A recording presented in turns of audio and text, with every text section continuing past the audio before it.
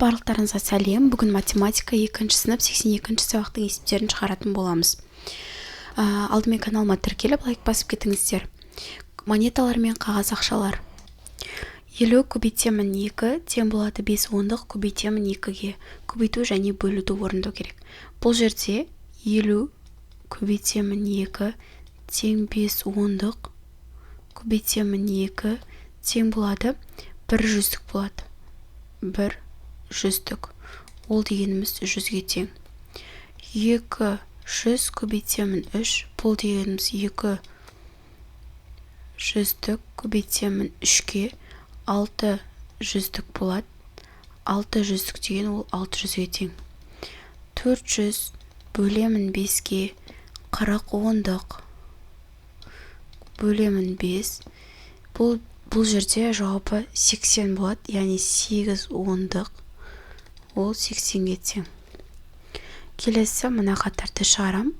100 көбейтемін 5 тең 1 жүздік көбейтемін 5-ге. Ол бізде 5 жүздік болады. 5 жүздік деген 500-ге тең.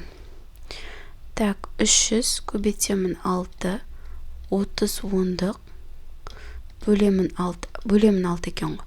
Бұл бізде 5 ондық болады. 50-ге тең. 600 бөлемін 3 6 жүздік бөлемін 3-ге 2 жүздік болады. Ол 200-ге тең. Келесі. Қазақстанның қай сандар жазылған монеталар мен қағаз ақшаларын білесің? Онда осы ақшалардың құнын білдіретін сандарды алдымен өсу ретімен, ондан соң кему ретімен жаз. Бізде ең кішісі бізде 5 теңге, 5 теңге, 10 теңге бар, 20 теңге бар, 50 теңге бар, 100 теңге бар, 200 теңге шықты. Бұл монеталар, енді ақшалардан 500 теңгеден басталады. 1000 теңге бар, 2000 теңге бар. Одан кейін 5000 теңге бар, 10.000 бар, және 20.000 бар. Осындай ақшалар бар. Біз қазір мына жерде мынау монета, мынау қағаз ақша. Өсу ретімен жаздық. Енді кему ретімен жазамыз. Кему ретімен, ең бірінші 20.000,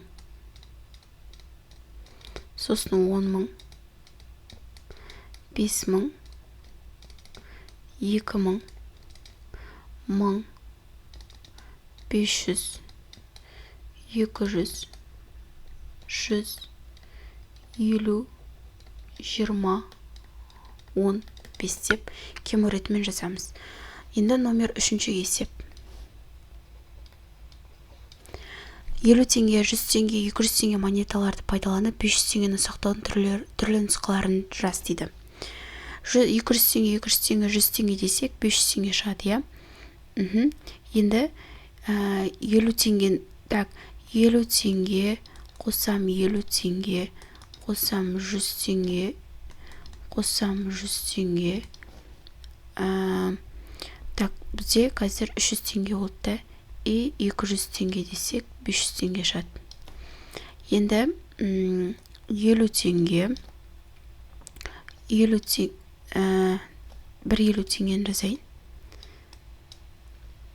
50 теңге, сосын тағы бір 50 теңге, плюс тағы бір 50, плюс тағы бір 50 болса 200 теңге болды. Сосын 100 теңге болсақ 300 теңге болады. Сосын бір 200-ті қоссақ, онда 500-дік болады.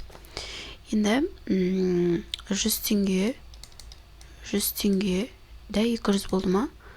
Тағы бір 100 теңге, бір 200 теңге десек, онда 500 теңге болады. 200 теңге, плюс 200 теңге, плюс 50 теңге, 50 теңге десек те 500 теңге болады. Қандай нұсқалары бар? Тек 50 теңгенің өзін жасасақ та болады. 50 теңге, 50 теңге, 50 теңге. 200 теңге болды, иә. 100 теңге, 100 теңге болды. 400 теңге и 500 теңге. Сөйтіп түрлі жазуға болады екен. Келесі. Есепті шығар дейді. Азамат анасымен бірге дүкенге барды. Олар 500 теңгеге май, 200 теңгеге кәмпит және 100 теңгеге нан сатып алды. Азамат анасы екеуі неше теңгеге сауда жасады? Шешуі 500 теңге қосам 200 теңге және 100 теңгеге нан сатып алды. Енді бұл жерде барлығы 800 теңге шықты.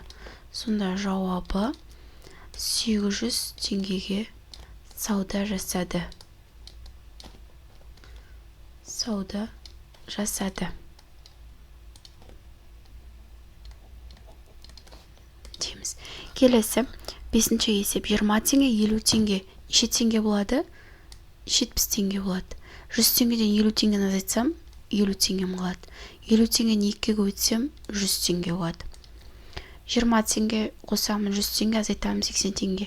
100 теңгеден 80 теңгені азайтсам 20 теңге болады. 20-ға 20-ны қоссам 40 теңге болады. 50 теңгеден 20 теңгені азайтсам 30 теңге болады. 50-ден 30-ды азайтсам 20 болады. 10-ды 2-ге бөлсем 5 болады. Салыстыр дейді. 400 теңге мен 400 теңге екеуі тең, иә. 500 теңге мен 400 теңге, 500 теңге үлкен. 600 теңге және 700-ден 200 азайтсақ, бізде болады 500 теңге. 600 үлкен. 100 теңге қосамын 900 теңге 1000 теңге болады және мынау 900 теңге 1000 теңге үлкен. Суретке қара. 100 теңгені бірдей монеталармен, әртүрлі монеталармен қалай шығаруға болады? 100 теңгені бірдей монеталармен, иә.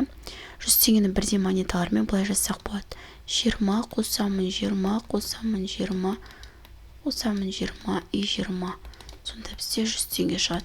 Және 50 қосамын 50, сонда 100 теңге шығады. Ал әртүрлі монеталармен болса, біздер 10 теңгелерден 10 теңге плюс 10 теңге тек 20 теңге болды ма? Плюс тағы да 10 теңге 30 теңге и 20 теңгені қоссақ 50 теңге и бір 50 теңгені қоссақ 100 теңге болады екен. Сонда біз әртүрлі монеталармен өстіп жасай алады екенбіз. Келесі 16 теңге, 27 теңге, 51 теңге, 56 теңге, 65 теңге, 70 теңгелік ақшаларды қандай монеталармен жинақтауға болады дейді. Ақшаларды қандай монеталармен жинақтауға болады? 16 теңгені біз былай жинақтай аламыз. 10 теңге плюс 5 теңге және плюс 1 теңге деп. 27 теңгені біз былай жинақтай аламыз. 20 теңге плюс 5 теңге плюс 2 теңге деп. Және 51 теңгені біз былай жинақтай аламыз. 50 плюс 1 деп. 56-ны біз былай жасай аламыз. 50 теңге плюс 5 теңге плюс 1 теңге деп. 65-ті біз былай жинақтай аламыз. 50 теңге плюс 10 теңге плюс 5 теңге деп. Ал 70 теңгені біз былай жинақтаймыз. 50 теңге плюс 20 теңге, сонда бізде 70 теңге шығады. Немесе біз 70 теңгені былай жинақтай аламыз. 50 теңге плюс 10 теңге, 10 теңге деп. 10 теңге деп жинақтай аламыз екен. 9-ші есеп. Дүкенде 3 литрлік минералды судың бағасы 200 теңге тұрады. Егер жалғастың 500 теңгелік 2 қағаз ақшасы болса, ол 9 литр суды неше теңгеге сатып алды? 3 литрлік минералды судың бағасы 9-ші есепті қарайық. 9-ші есеп. 3 литрлік минералды судың бағасы 200 теңге тұрады.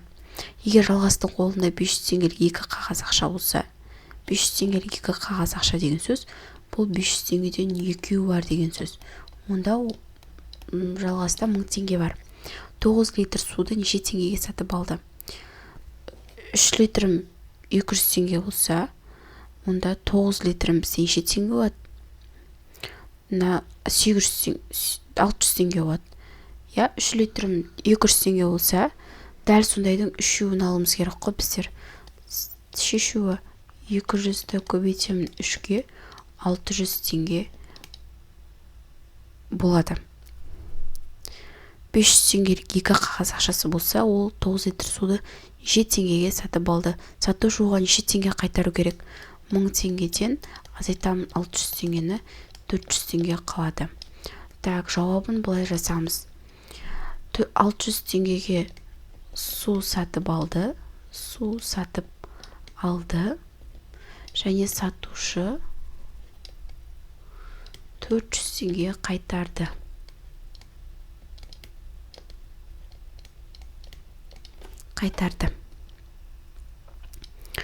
Осымен осы тақырып аяқталды. Каналыма тіркеліп лайк басып кетіңіздер.